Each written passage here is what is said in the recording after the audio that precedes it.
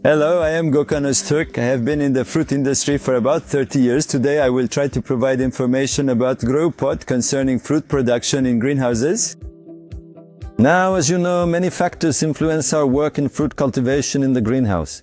One of the most important of these factors, the environment you set and the pot. About these pots in our studies conducted around 4 years ago to understand how we can cultivate with a pot system. We tried to do our cultivation in normal, traditional round pots without holes, providing drainage from the bottom. Of course, in these, perhaps the first year, you don't experience a serious problem initially, but in the following years, when the roots start touching and spiraling around the pot walls, significant issues start to arise in plant development and fruit quality begins. To prevent this, when we thought about what measures have been taken worldwide and how we can proceed, we found out that cultivation in grow pods with perforated pots might be more suitable, especially for growing fruit trees in a greenhouse, and we decided to test them. Of course, as a result of the tests we conducted, I want to describe it to you particularly from here. Look, these are currants planted at the same time. On the left, you see round pots without holes, only with bottom drainage, approximately 8.5 liters, and pots planted with grow pots. In about 1.5 months, very significant differences in development emerged. That is about 4 times. We obtained a larger plant, with side branches in this case. I also want to compare the cherry from here. We placed the cherries in grow pots at the same time, but maybe this isn't a fair comparison with grow pots. These are slightly smaller pots, square pots. These are a bit larger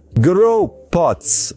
Here you can already see the plant growth with your own eyes. You can see the growth of 2 plants that were planted at the same time and are in the same condition. Now, of course, how does the grow pot provide this? Grow pot does not provide nutrients to the plant or feed it in a different way. How does it do it? This is very important. In round pots without holes, when the roots start to grow, the root begins to circulate within the pot, and this is the point where the plant has finished. In further rotations, the plants start to lose themselves, but there is no such thing in a grow pot. You can see here there are holes, dozens of holes. From all these holes, the roots somehow they force them to emerge as they grow. As soon as they start to come out, when they encounter air, dryness occurs at the point where they contact the air. When it dries, fringe rooting starts again from the back of where it dried. The agricultural community knows this well. Especially in fruit trees, this is well known. An effective root system within the pot on a weekly basis.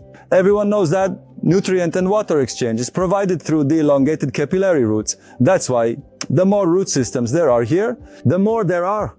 Because they are better nourished, the plant growth can be more beautiful.